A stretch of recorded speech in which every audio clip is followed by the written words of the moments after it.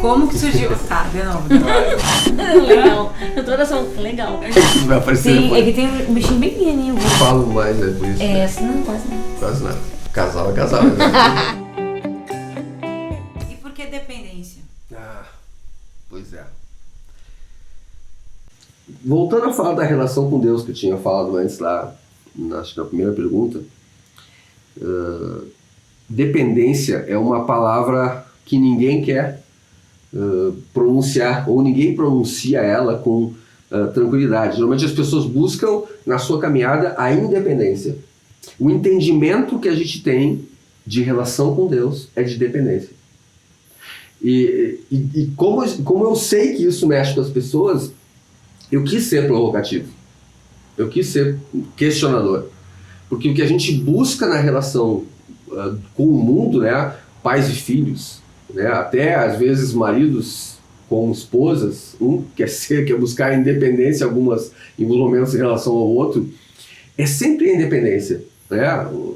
Países em relação a outros, enfim, a independência ela é muito mais popular, ela está muito mais na boca das pessoas, na cabeça das pessoas, nas atitudes das pessoas, do que a dependência. Dependência é algo que assusta, é algo que parece que me amarra.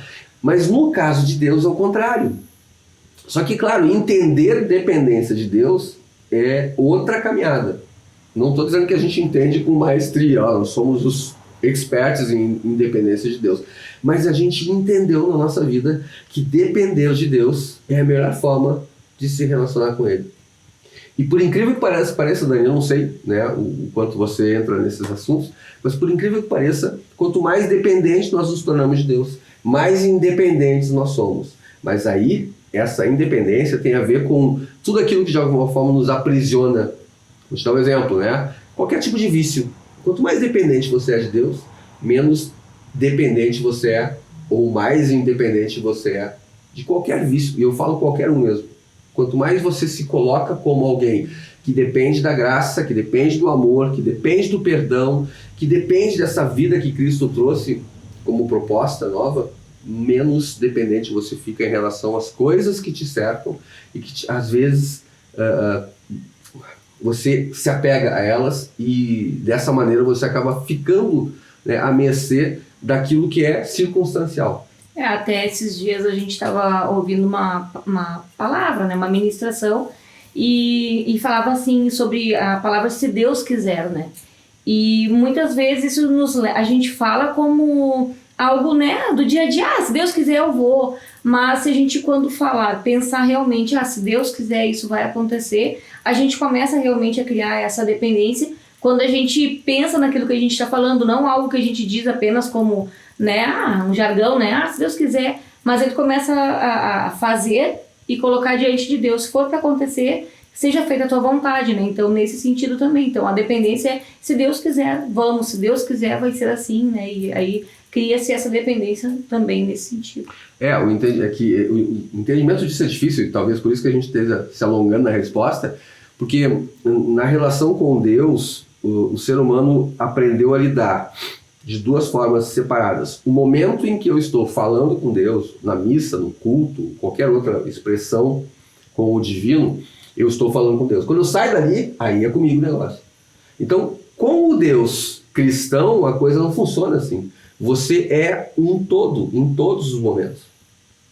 Entendeu? Então, se eu me separar, ou se eu separar momentos, eu saio da igreja, seja lá qual for, e aí eu me transformo numa outra pessoa, então eu não estou criando um laço de dependência daquilo que eu acredito que é importante na minha vida. Ou seja, amar, por exemplo, amar para Jesus é uma ação incondicional, não é um sentimento, é uma ação incondicional. Tem palavras na Bíblia que deixam isso muito claro. Então, se eu saio da igreja e lá eu falei de perdão, eu falei de misericórdia, eu falei de amor, eu falei de aceitação, de convívio, e lá na rua eu chuto o cachorro, falando do cachorro, não estou falando do mendigo, não estou falando do vizinho, não estou falando da sogra, do parente, do marido ou da esposa, estou falando só do cachorro. Eu saio na rua e chuto o cachorro, eu já não consigo, imagina, eu não consigo juntar as duas coisas. E a dependência traz a ideia de que você junta tudo dentro da esfera que você vive, que é a tua vida como um todo. Você está num domo, entre aspas. Esse domo, na verdade, ele é o amor de Deus envolvendo a tua vida. Onde você for, você tem que expressar isso. Não é que tem que, você aprende a expressar isso. A gente sabe expressar isso sempre? Não. Mas não porque a gente não queira, porque a gente ainda não consegue na totalidade. É uma busca, né? Mas quando você entende, pelo menos você sabe o que está buscando. Você não fica enganado, assim. E eu escutei uma coisa, não alongando essa resposta, mas eu escutei uma coisa muito legal, muito recentemente, assim, ó. A Bíblia tem muitas palavras, a doutrina de Jesus, o ensinamento dele, as boas novas que ele trouxe, tem muitas coisas legais que são trazidas à tona, mas aquilo que daqui a pouco fere os meus interesses, ou os interesses, assim, mais, entre aspas, mundanos, ou seja, enfim, né, do sistema, aquilo não é trazido. Então, quando Jesus coloca o livro de Romanos, capítulo 12, é todo sensacional, mas quando ele coloca assim, ama o teu inimigo, você escuta falar isso quantas vezes, né, entre as pessoas, de uma forma geral? Ama o teu inimigo. Cara, se alguém quer radicalismo, quer viver uma vida radical, uma vida, nossa, né, revolucionária, lê Romanos 12. Aí vai ver o que é uma vida revolucionária. Tá ali, tá explícito. Tem mais coisa complicada de entender ali.